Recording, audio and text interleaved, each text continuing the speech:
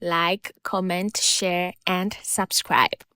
Doc says he's waiting for his coffee. So make sure there's a coffee in the studio. I thought the coffee would be running 24/7, It should be running 24/7. It should be running 24/7. Right. All right, Doc. So now that the Secretariat has become a statutory authority, what fundamentally changes in terms of power, structure, and implementation capacity? All right. Thank you very much. And first of all, I'd like to also thank listeners and for the opportunity to share and engage on the 24-hour economy. I think this will be the first time since the bill was passed. And so I'd like to say thank you to Ghanaians because Ghanaians has accepted the 24-hour economy as a model that will really help to transform our economy and to create the wealth and the jobs that the Ghanaians are needed. So what actually shift, what change? Now the passage of the law then gives effect to accelerated implementation of the 24-hour economy. What it does is that it is a number of things. Number one, first ensures that there is clarity in terms of the legal framework for formal implementation. And so because now we are now a statutory body, then it gives an effect to statutory basis for the implementation of the 24-hour economy program. The second is it anchors the 24-hour economy program on three fundamental pillars, which were the basis for actually starting the 24-hour economy program itself. One is production transformation. How do we ensure that we modernize our production of commodities? We add value to them, we process them, and be able to accelerate export of those, so that we minimize substantially or substantially the export of raw materials and adding value to our commodities, so that we can actually gain more from it. And by so doing, through the production transformation process, then you begin to look at how you create jobs, because every aspect of the production transformation actually will result in some form of job being created or the other, from those who will produce, those who will harvest, those who will process, and those who would actually add value to it in industry and so on.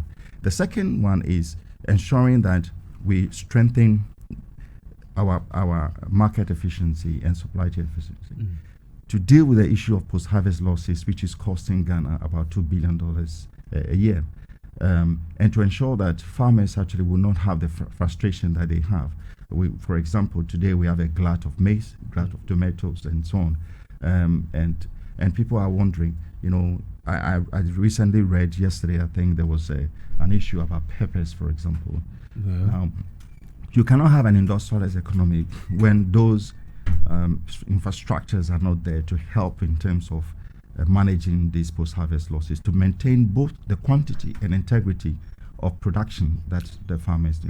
Farmers invest a lot of money in production, invest a lot of energy in production, and therefore they need to be able to carry to the market in a very efficient and optimum way. So investing in things like strengthening the buffer stock, working with them to strengthen their capacity, addressing the issue of warehousing, cold chains, minimum processing and storage facilities, I think would be very important. And then the third component, which the law really amplifies, is the fact that, look, if we are to move into these high-level industrialized economy that we are actually aiming to target, then we must have the right skill set. We must have the right workforce that have the right, I would say, emotional intelligence and ethics to be able to drive this industrialized economy. If we were to attract foreign direct investment, or even our local investors, if you look at the standards that they put for the jobs that they create and the requirements for workers, that we need to be able to attain that. So there must be a deliberate investment in that capacity. So this is also one of the things that helps us to do. But the third is also, which is perhaps the most important one, is establishing a central coordination agency to be able to ensure that we can roll out this 24-hour economy program, get the nation actually adopt this model, and it becomes our way of life, or the way that we run our economy, and to provide accountability and to monitor progress and so on. So this is what the authority then becomes. The 24 Economy Authority becomes a central coordinating agency, and does a number of things. Number one, coordinating to ensure that there's alignment of all initiatives in the various sector-specific mandates that ministry, department, agencies are holding, so that we align them coherently towards the 24 economy objective. The other one is looking at policy development. What types of policies that we need to structure to give effect or enable the implementation of 24 economy.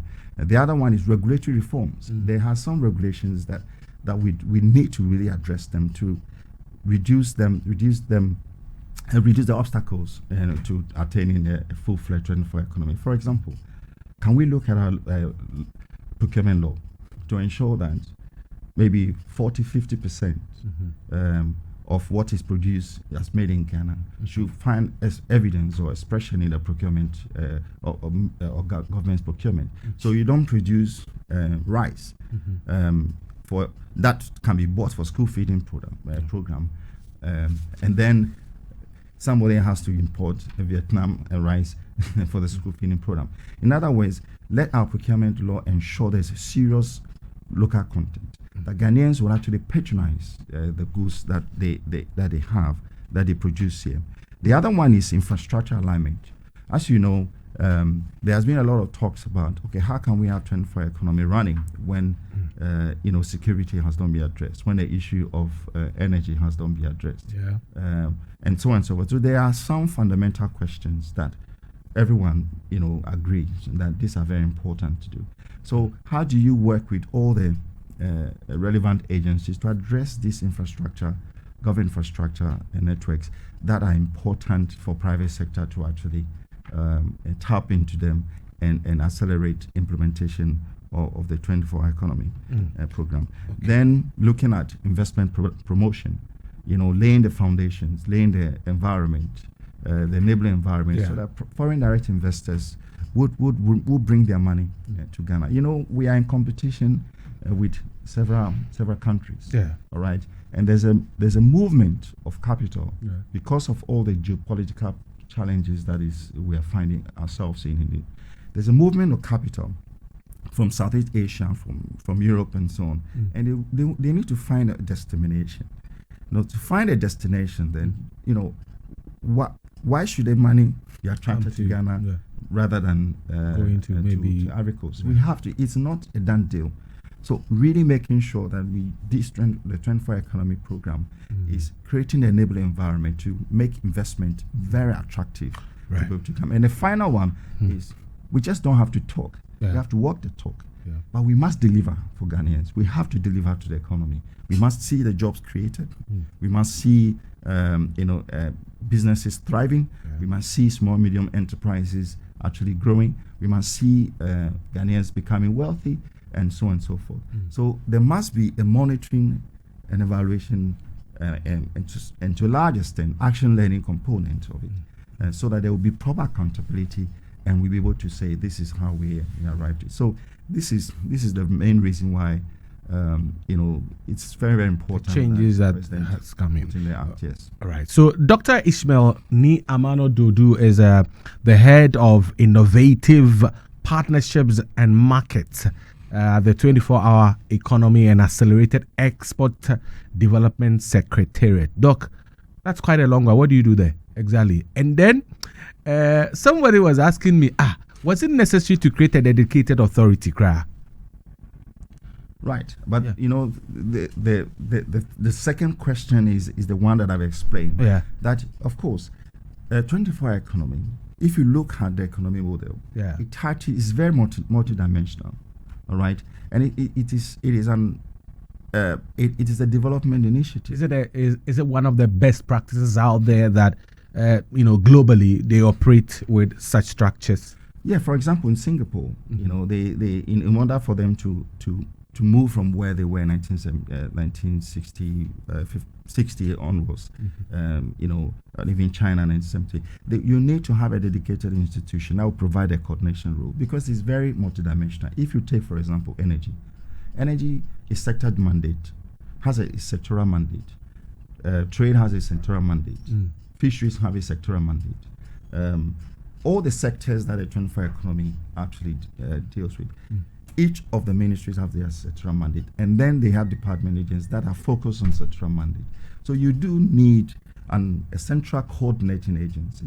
It is not a replacement of what they do, but it's rather to complement and give effect to it. Another best practice you can see, if you recall, when Kofi Annan did the UN reforms, he created a resident coordinator. Now, it is not to say that a resident coordinator is to usurp the powers of UNDP, UNICEF, WFP, ILO, and all of them. But it was important that you have a resident coordinator who provide a coordination structure to give effect to everything that they do collectively. So whenever you are dealing with developmental initiatives, that has different dimensions to it. Energy dimension, climate dimension, women dimension, gender dimension, youth dimensions, dimensions of land, dimensions of seat selection, and so on. Then you need a central coordination agencies, because all these ministerial departments will have initiatives that are aligned to 24 economy. Somebody needs to be able to bring them together. The other thing is, somebody needs to look at policy framework that will enable all these things to harmoniously help to bring about the transformational change. Remember, the 24 economy program is the most comprehensive economic transformational change that Ghana has. And I want to say in advance that it learned from what has worked, what didn't work in 1D1F, Planting for Food and Jobs, and also Ghana Beyond Aid. And then we looked at Ghana's trajectory of development policies that we put up. For example, from Kwame Nkrumah all the way down. And we look at all of that and say, okay, everyone has a quest. One quest. The quest is making Ghana a developed country. One quest is to make sure that jobs are created, that we deal with the structural deformity of our economy, so that our GDP should not be ballooning once our jobs are going down. And we are saddled with a situation of debt and a situation of over 2.7 million jobs. Joblessness in the country. We can't go on the same way.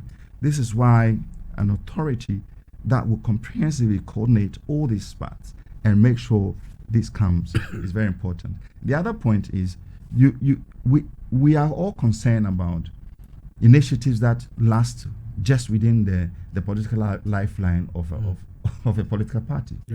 And everybody is saying, well, this is not what we want. You know, I've heard some pastors even come out to say, man, let's have our own economic blueprint, and say everybody should implement that. So nothing changes. And elections, we don't need manifestos. People need to look at this blueprint and tell us how they're going to implement it. And the one that provides the wisest choice or pathway will be the ones that will be given. So it is a quest. Now, the authority gives this opportunity to Ghanaians to say, well, beyond any political lifeline, this is what we set out to do. We want to create the jobs that you are looking for. We want to create the wealth that you are looking for. We want to create the opportunities for Ghanaians. We want to get businesses to thrive and so on. And this is why Association of Ghana Industries actually endorsed the fact that the bill has been passed, and many others who are doing, including traditional authorities that are doing the same. But there are some who have also argued, including Kojo Oppong Nkrumah. He's argued that no economy runs 24 hours because law says so. It runs 24 hours because customers exist. Is there sufficient effective demand, Doc, in Ghana today? So, before I actually answer this question, I want to preface it. Okay. The law is not mandating businesses to operate 24 hours necessarily. Okay. What the law has done is to really enable the create an enable environment that enable businesses to be able to make the decisions to operate that way. Okay. And that will link to the question of demand. I mean, we all know that we have an economy where we export raw materials, right? And our most strategic natural resources that we have, that is well sought after by the world. All we do is to export raw materials to them. So we have our oil, we have the cocoa, and we have the gold. And we don't add value to any of those. If we were to add value to cocoa, to oil, to gold, within those sectors, they will run in more than 3 shifts, I believe. I'm just exaggerating, but they will run the shift because there's effective demand in the products that they're looking at. Okay. So when there's that demand, you have to run with it. The other thing is that you are importing 90% of everything that you depend on, and even manufacturers who are in this country, their production capacity is less than 40%. You know, some are operating 3.6%. So this is an average. But those who are even operating a high percentage, they are importing nearly 40-50% of their raw materials.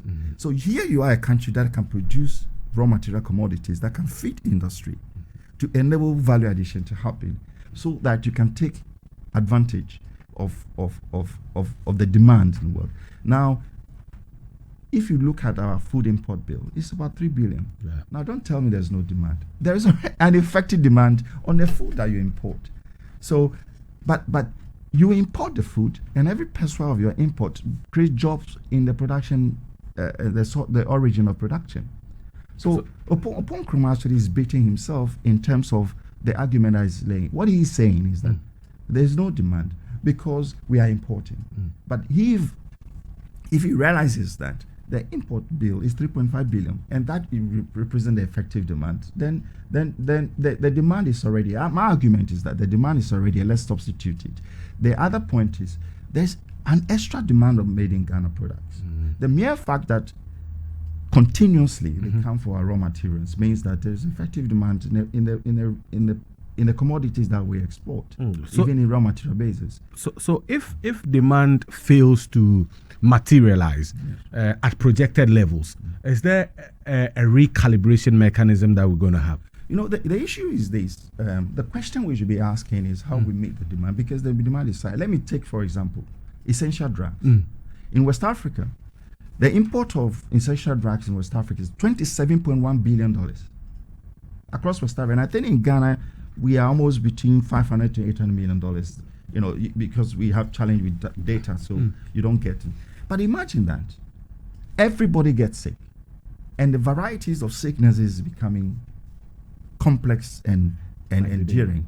Look at it. We always see, when we're growing up, when somebody dies, we see obituary, and there's a life celebration and so on. Today, it is what a shock. It means there's so many sudden spates of people dying.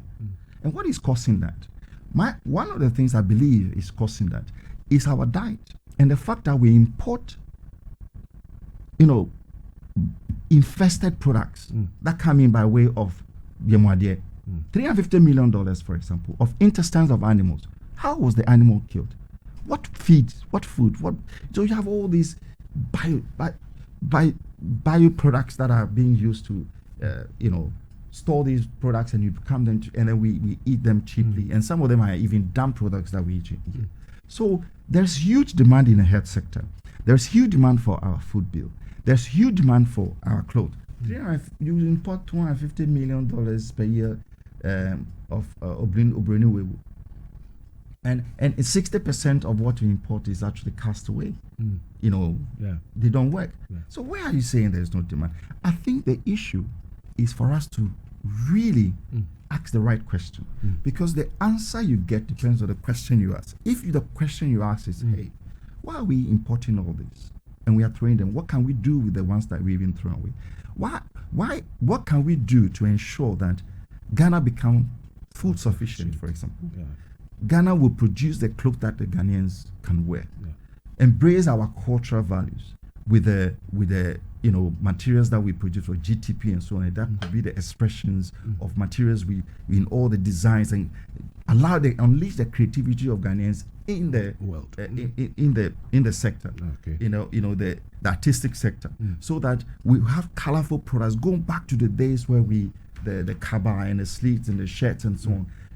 Then we become a country where we'll be able to produce more of what we need, and we celebrate what we depend on, and this become an expression to the world. Okay. So that the world will come, and so it's not by chance that, for example, everyone loves to eat Chinese food. It's not by chance, because they managed to grow it so well, patronize it beautifully, package it so well that Ghanaians and everyone around the world actually want to eat Chinese food. In the same way, you remember Chinese tea, you recall. But also we recall when China started from the early 80s, when it started accelerating export of made in China goods. Yeah. Remember, if you go and buy something that doesn't work, this is Chinese. It's nice, but it's Chinese food. It's Chinese goods. These were the times where they were experimenting with their industrialization. All right, to the extent, and they use Ghana, they use other countries in Africa as the places where, as a laboratory for experimenting, whether phone or clothes or whatever. But today, if we were to buy a Chinese apple, it's expensive because they've mastered it. This is the whole idea. We are constructing an economy which works for us every hour, and everyone will find expression value to it. And this economy must be contextualized to our culture. Now, Doc, let's move from vision to execution. What does the roadmap look like? Is there a detailed operational blueprint with phased out rollout timelines and sector-specific milestones that you've put in place? All right, thank you very much. For such an ambitious program, of course, we cannot go through the data room, operational plan, but I will give you some of the take picture which you see in the next few months. We just launched our Legon Pharmaceutical Industrial Park, Innovation Park. What this does is we want to look at I spoke to you just about a few minutes ago, how important that we be able to produce our health supplements, nutraceuticals, our vaccines, and essential drugs here. Now, the Legon Pharmaceutical Industrial Park will seek to do that, and it is going to be managed together with Legon, University of Ghana Legon, but also pulled in Kwame Nkrumah University of Science and Technology and all the private universities that are involved in the health sector, so that the innovation park they will use that basis to try products that can go to the world. But essentially, it will produce our essential drugs. So we should see that rolling out very quickly. Now, what the pharmaceutical park does in terms of jobs creating, I mean, the construction of the park itself, the tenant that will be in the park to produce, there's a biopharma coming, there's over 40 different pharmaceuticals manufacturing entities have expressed their interest. There are interests coming from Europe, for example, coming in. So this will create the jobs. So beyond the pharmaceuticals, there are quite a few. Okay. So then there's a commercial machine technology center which is also going to be established at the same time, and then there is the North Shore Industrial Light, an expansion of North Shore work with agro-processing and garments factory, that is the northern region. Then there's also the bioenergy park, which is happening in the Bono side. Then there's a cassava corridor that's being established in Otu. Then there's the Volta Economic Corridor, where we are establishing the Volta base and the net zero green economic corridor. What that means is that we're creating using the Volta Lake as the transport to cart goods and services from the north to the south, with linkages with rails. And then there's also we're going to have the port at Yape and Bupe and so on that also are fixed to this. So beyond and then around the Volta Economic Corridor, we are establishing a number of agroecological parks and industrial parks. Now, agroecological parks, and the agroecological parks are the basis for production. Now, let me explain what that means. It's not just a farm. So, for example, on agroecological park, we're going to have the oil seeds corridor. We're going to have the cassava corridor. We're going to have vegetable corridor, and so on. And we're going to have the blue economy corridor that deals with inland fishery and also marine fisheries as well. And then the Bono poultry corridor, what is going to happen. Now, feeding the poultry corridor is also a massive feed production center as well. Now the agroecological corridor, what it does is that it takes into consideration the unique environmental significance of the Volta Basin. All right, the Volta Basin has riparian vegetation. It has some unique ecosystem, some biodiversity, and so on. So we want to make sure that we maintain the ecological integrity of the Volta Basin whilst we accelerate production. And this will do a number of things. Lend the country to be able to get climate funds. At the same time, will help Ghana to be able to attract what they call environmental social governance, ESG investors, and also impact investors. So we are looking at our investment that would ensure that it would not just bring jobs, but it will also deal with some of these environmental and social elements, which is required of us. Because Ghana has made a very big stance in the world that this is going to be a net zero green corridor. Then the industrial parks would then take into consideration. All right. Now, this is why we are structured it this way, is because we've learned from the lessons of the 1D1F, where you have factories which has challenges with raw materials.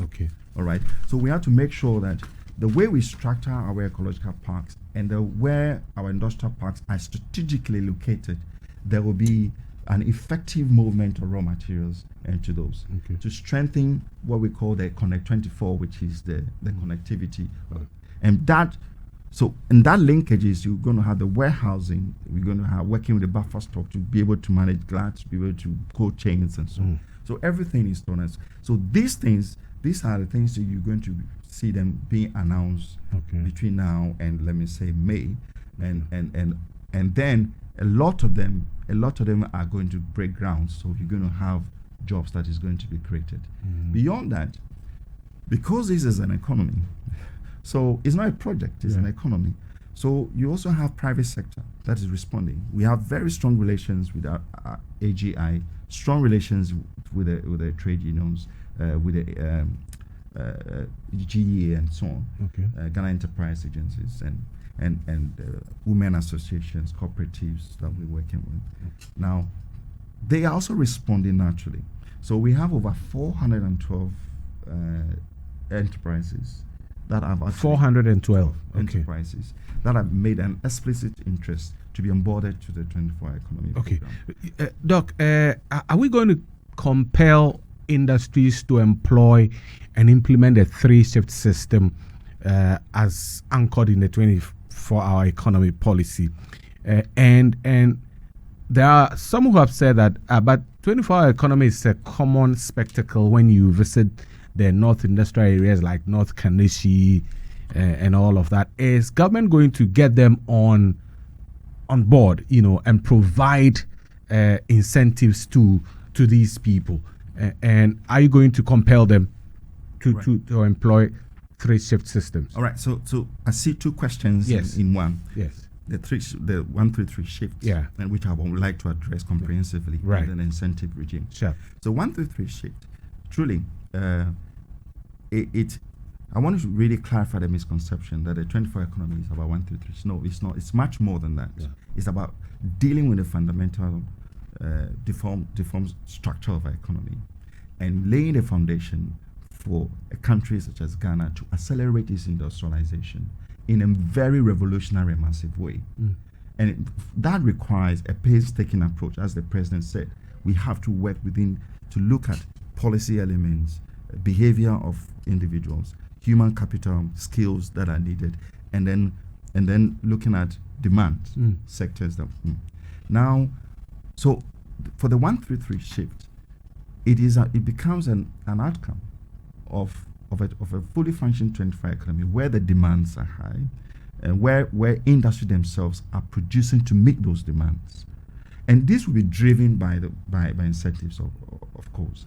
So the 133 is really is fundamental to this, but it becomes an outcome of where we can. So if you like, it's a destination that we are inspired to move towards, and we are getting there. For example, there are over 412 enterprises that we gave in. About 80% of the 412. Yeah, I've said that they are running three shifts, but they actually want to sustain the running of 3 shifts and be able to even expand their production regime, maintaining the 3 shifts, but expanding the volume of production. And for them to do that, they will need some incentives to do that. Let me explain how the incentives work. So if you have a factory that you run, you hire 100 people, all right, to run your maybe one production line. Now, if you have an incentives to run 3 shifts, then you're going to be 300 people that you're going to have. So the incentives is really to not just to let those people who are already doing it. And because when you talk to them, they will run 3, they will go down. They run 3, they will go down. But for them to be able to sustain, and that's their desire, because they also have signed off offtake agreements with their customers, and they have to meet the offtake agreements with their customers, the so-called demand. So it is in their best interest to sustain production to meet that. Okay. So in order to do that, it will require some level of incentives. Some of the incentives are really that they are looking at one that looked at tax rebate, that looked at time of use, because the cost of electricity is very, very high for them. The one that looks at imports, say they want to expand another production line. If they import machinery for manufacturing, there must be some duty waivers and so on. So those are the incentives that we are looking to work, because they have said to us, we would do this, but we need an explicit announcement of the incentives. And we want to make sure that these incentives come in so that we can do the 3 shift. So the 3 shift is really an aspiration that we're moving towards, and we're accelerating towards that aspiration. And you will see it, and it's already happening, but it will happen more and more. Now, what is important are 2 things. You need to have the requisite skills to be able to tap into the opportunities and the prospects these new economies bring in. All right. So, for example, if you have a company come in and say, "Well, I want to manufacture laptops from scratch." Echo. How many of our engineers will be able to work in such an industrial setup? So we need to make sure that this is happening, and this is why we have a very strong relation with the education and Achieve It to try and make sure that we can get the skills ready for these things to come in. Remember, Chinese is able to do that by focusing on human capital. The other thing is the incentives. We also don't want to just give the incentives. It becomes a patronage kind of relationship between the ones giving incentives and the industry, as we saw in the past. So what we want to do is the incentives have to be performance driven, and it has to be properly monitored. There must be procedures for these incentives. There must be a verification regime for these incentives, and there must be an independent entity that are being, maybe whether it is VRA or GRA or whatever, but there might be some level of assessors to be able to say these incentives, you're actually fulfilling the terms of these incentives. And that's the relationship that we will have with the industry. And Association of Ghana Industry truly understand that, and we work with them on that. All right.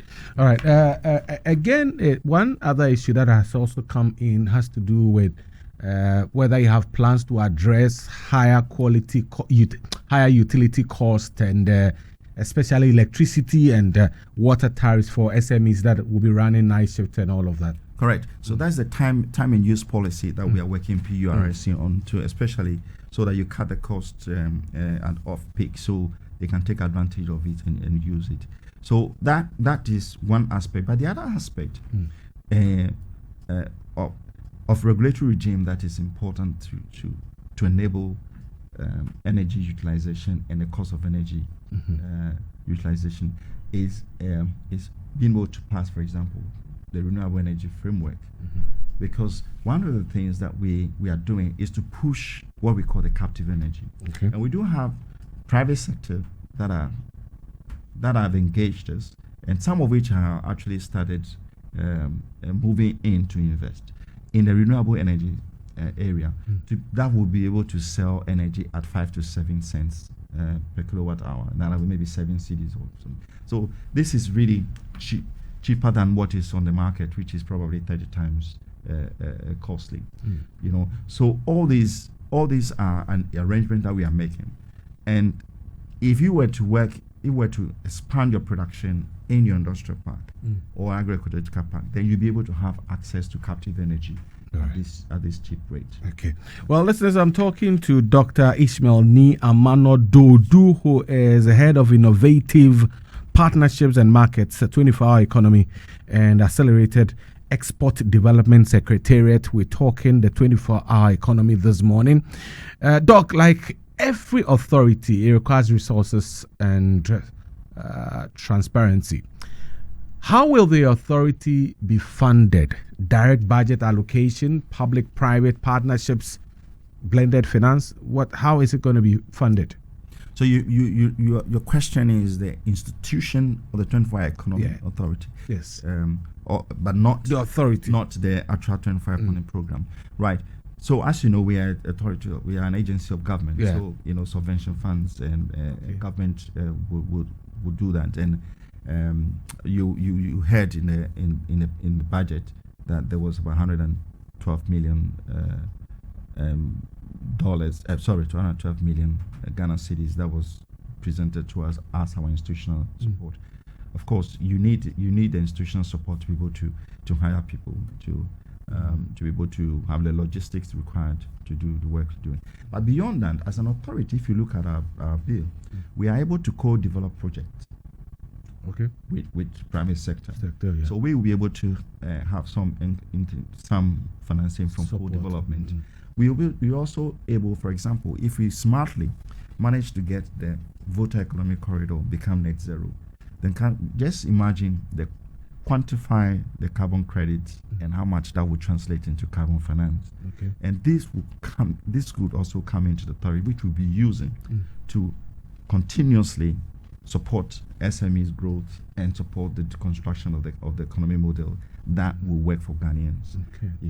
And so there's a number of ways that we're going to work with the private sector to do that. But the thing is this, we will cease to be a 24-hour economy authority if we don't have smart ways to be able to generate development funds to do that. And that's what we want to do. Okay. In fact, the authority will be a gift to the country, and I think, and it will also be able to help other sectors of the government to be able to grow very rapidly. Because once we have the funds, we'll be able to deploy it to catalyze economic growth in other areas.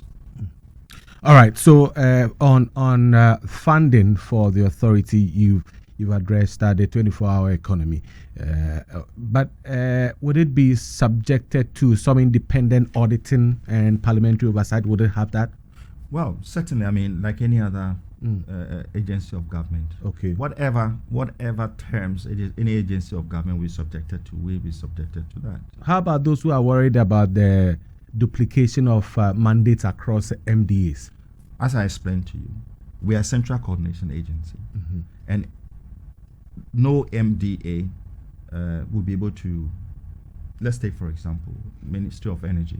They cannot deal with the issue of fisheries and blue economy. They can't deal with the issues of SME finance, for example. They can't deal with the issue of land acquisition for private sector investment. So it's a multidimensional entity, and therefore we have to be able to coordinate, work with every sector ministry, department, agency to ensure that there's a harmony and coherence in their initiatives in support of 24-hour economy and the private sector involvement. Public services, we remain to support the private sector to drive growth. All right, and so it will become a one-stop shop where a private sector can come to us and we'll be able to coordinate all the things that they need in order to be able to effect the investment in coordination with all the 8 entities that have the right to do it. For example, our relationship with GIPC, we talk to private sectors, we talk to investors together, and we advance, we promote private sector, and we promote investment together. We are looking at other issues of policy and regulatory regime that supports their work. Okay. And so GIPC talks about 24 economy all the time. We talk about GIPC work all the time. And then when we are dealing with accelerated exports, we talk about JEPA work all the time, and Ministry of Trade. So for us, it is well coordinated. And, the coordination is very strong at the level of cabinet. That we have the presidential advisor, which is at the level of cabinet. And the president is the responsible entity of the 24 Economic Authority. Now, at the level of ministry, we have all chief directors of all the ministry concerned that is also representing the interests of 24 Economic, where we have defined specific things that they're doing. At the level of the technical, we have the research and departments and bureaus that are working with us to look at regulatory regimes and how to implement them. So we are wide at the center of government. And we had several meetings with Office of Head of Civil Service, with all the chief directors. We have interministerial development group and so on. So it's like You're on course. Like on course. Like I said, if you look at the way the resident coordinator system is with the UN system, it's working. This is just. I know there's a budget for you, 2026 budget. I think 110 million cities or something. That's the institutional support that I've just mentioned. Okay, so how much have you received so far? Have you received anything for implementation? Of course we have. I mean, otherwise I wouldn't be here. They can't pay my salary, so at least, yeah. Well, but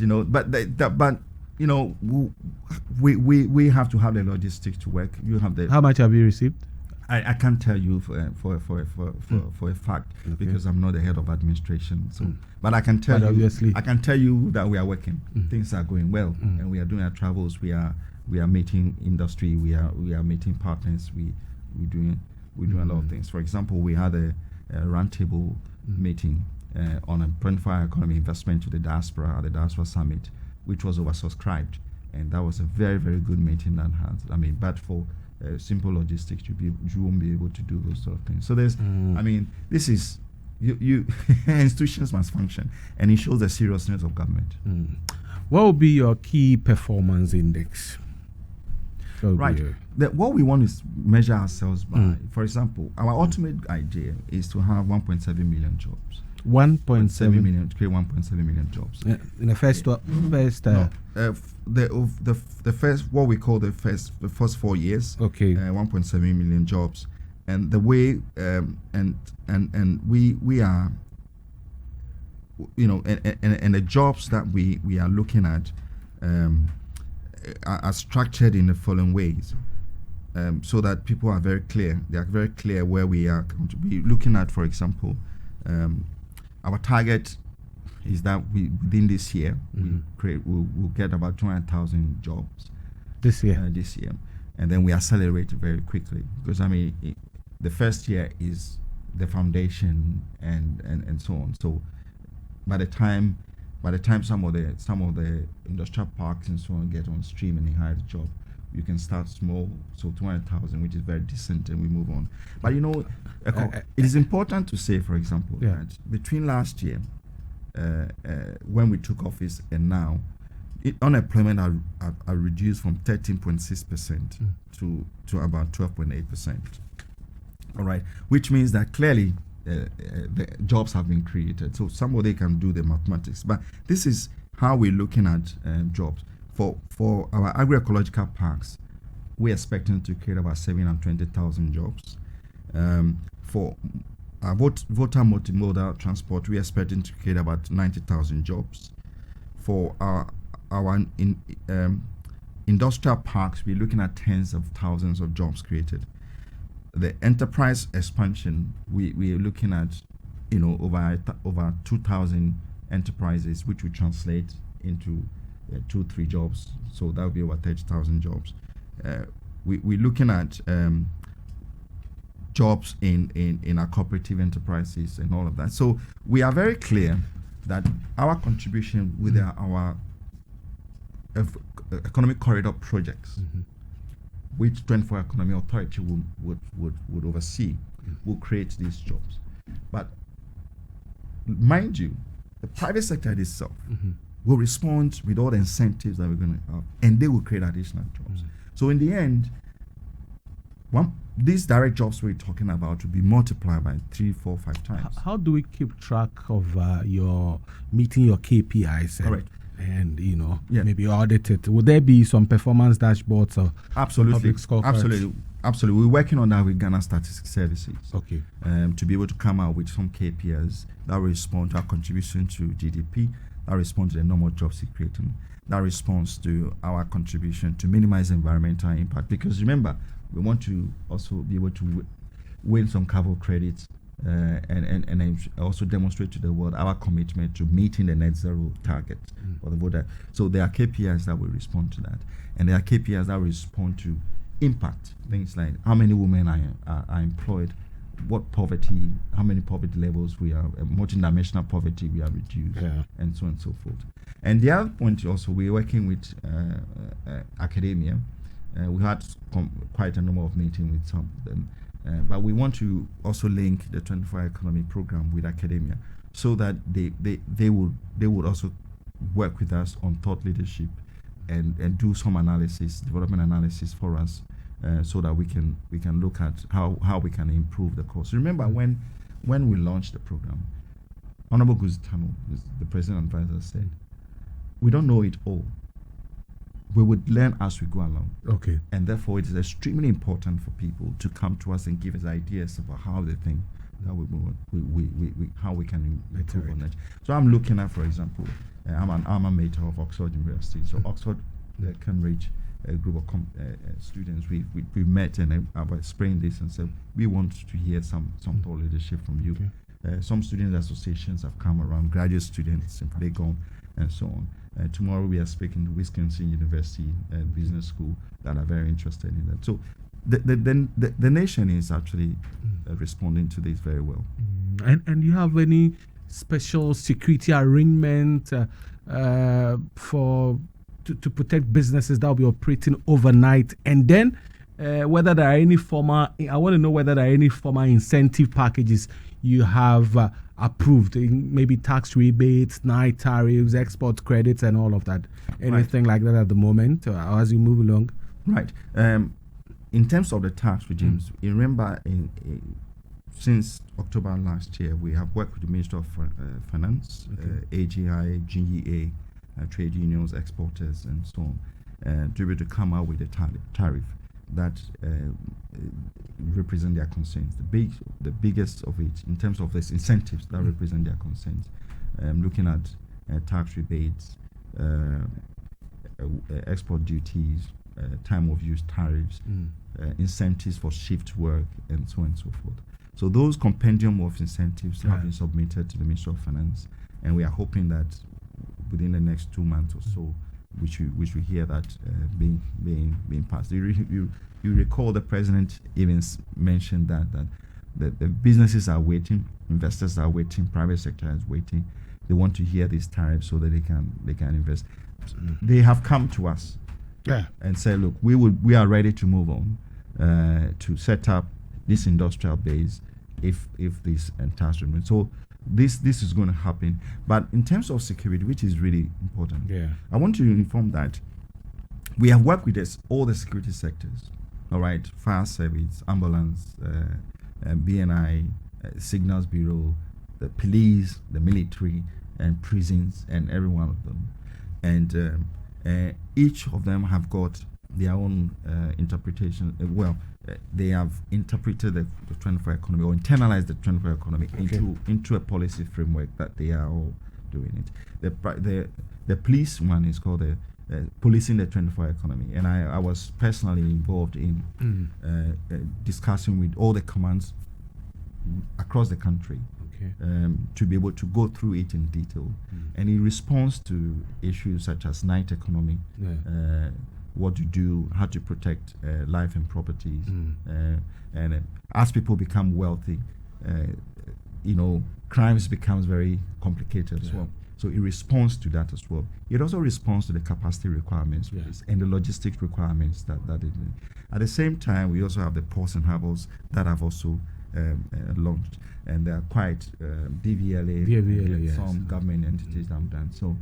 But the security of citizens at night work is very, very critical, and that's something that the government is working on very actively with the police, to be able to respond to that. It will require some of the expansion of capacity. So the recent intake of police respond to some of these things.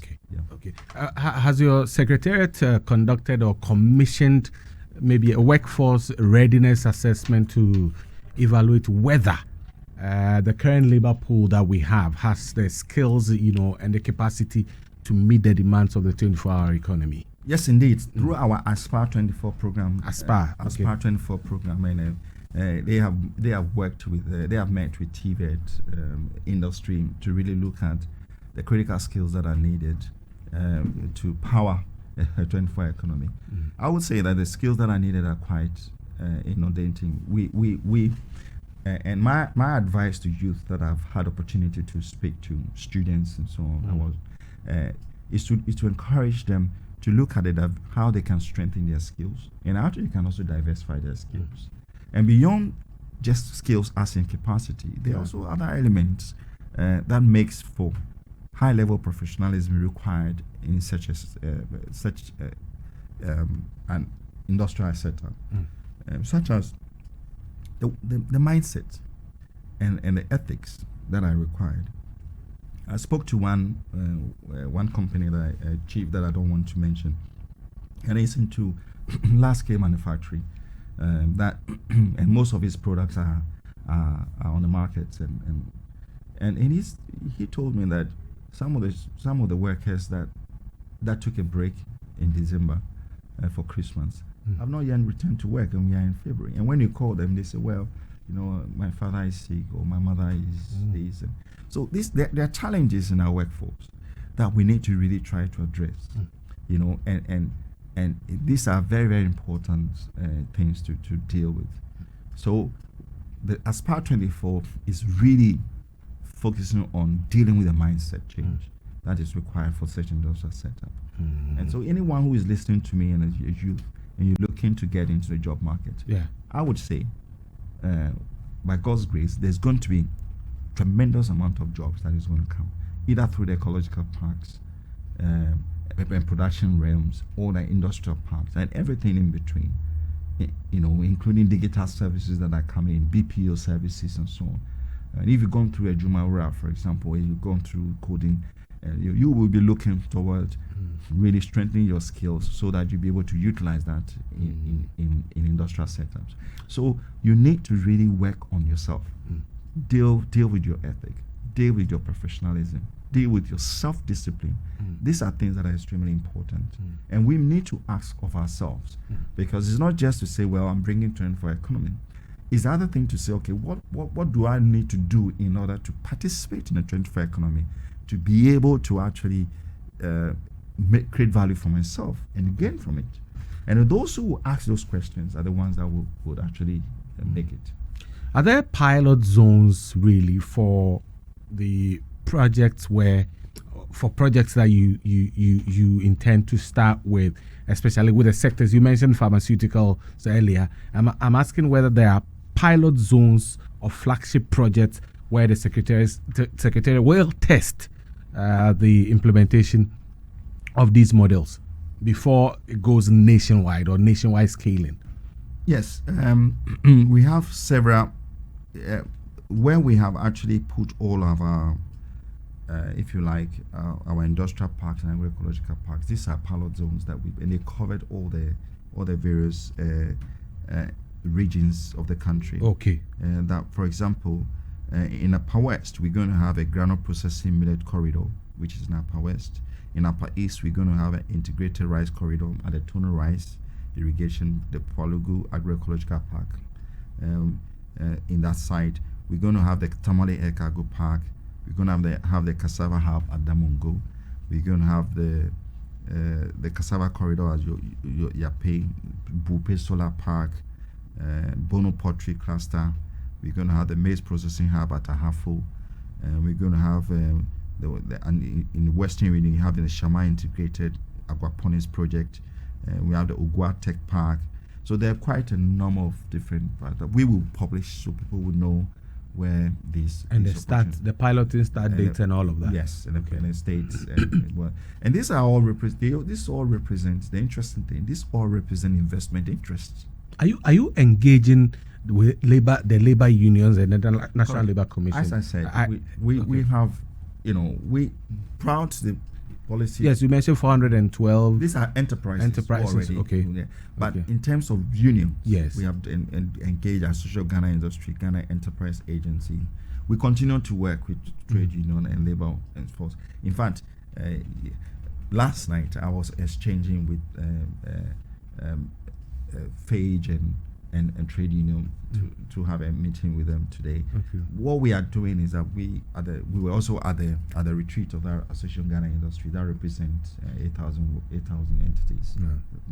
So we are constantly, and my role in partnership is really to strengthen this partnership relationship. We don't look at it as one off. So the continuous engagement. For example, even in terms of how we roll out the incentives, continuous engagement with them to ensure that the rolling out of the incentives are important, are clear. The verification processes and the protocols that we put together, how they onboard, and all of this. It is them. It's for them. So then our engagement is very massive. What people would see should expect is we're going to socialize across the nation to meet women groups, youth groups, interest groups. To really not just to deepen understanding of 25 economy, but to exchange how can we ensure that they maximize the prospects that are coming to this. Because of course there are Ghanaians that have money that can invest. I want to see more Ghanaian investment in this $4.5 billion economy that we are starting with.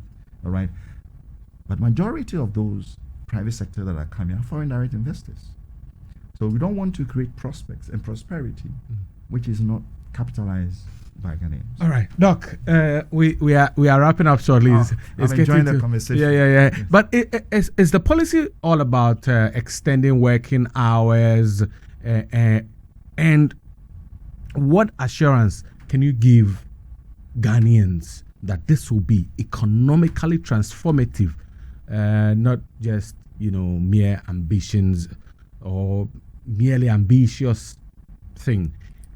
And then your final words to the Ghanaian. Right. So I have a few text messages. I'll run by them before, but just take a minute or two to answer this first. So the economy. So this is not just about extending working hours. Okay. It's about fundamentally addressing the structural development of our economy and comprehensively promoting an economic transformation program that works for everyone, every hour of the time, dealing with the issue of minimizing export of raw materials, but adding value to all the commodities that we have. And so doing, as you create derivative industries, you can be able to create the jobs that we are looking for. And this is very important because the demands of Ghanaian products is very high, and people really want it. And it's also important because the market of West Africa is huge. It's over $800 billion that we can actually tap into.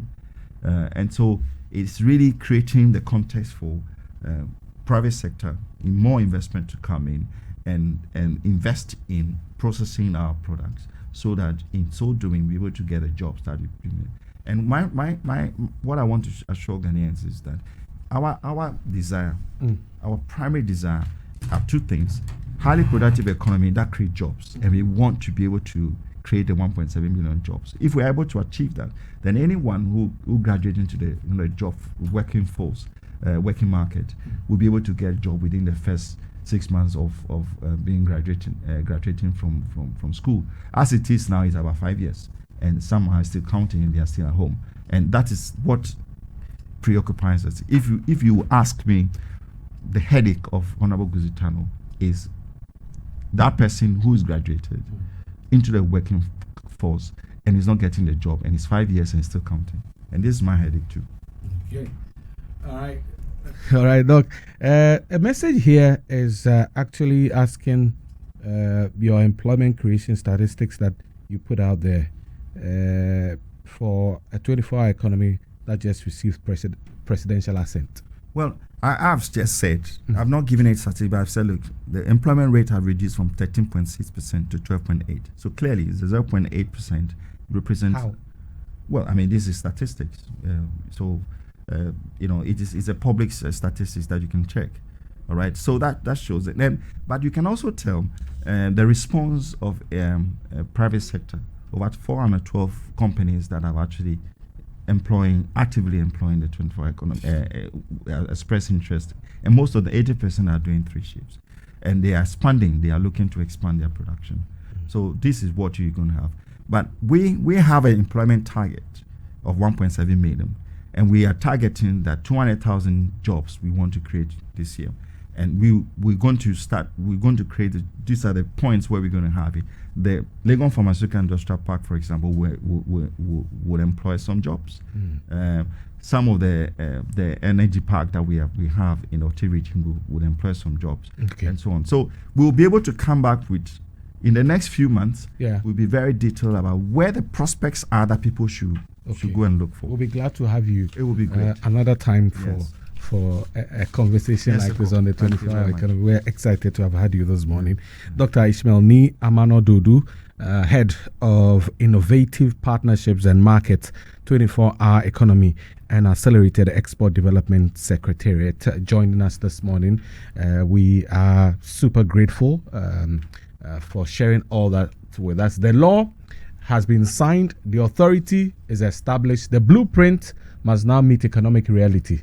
And so we'll see how things will go. Dr. Ishmael Ni Amano Dudu, thank you so much. Thank you very much for having me. This has been a wonderful exchange. And please, you can also send the questions that people have that we didn't have the chance to read. Okay. And then I'll be very happy to engage them. Anybody can really reach out to me, and we'll be able to have a conversation. How do they reach out to you?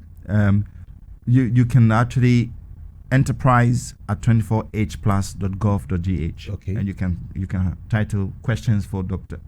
Ishmael Ni Dudu. Okay. I'll be able to get it. Okay. Give the enterprise at 24hplus.gov.gh. Right. And you can title questions for Dr. Ishmael. Yeah. If there's anything you do not understand, if there's anything we did not talk about, and you feel strongly about it and you want to ask, that's what the opportunity is giving you to get to him, so you get a better understanding of the 24-hour economy and how it works. Thank you so much. Thank you very much indeed. Right. Thank you for watching.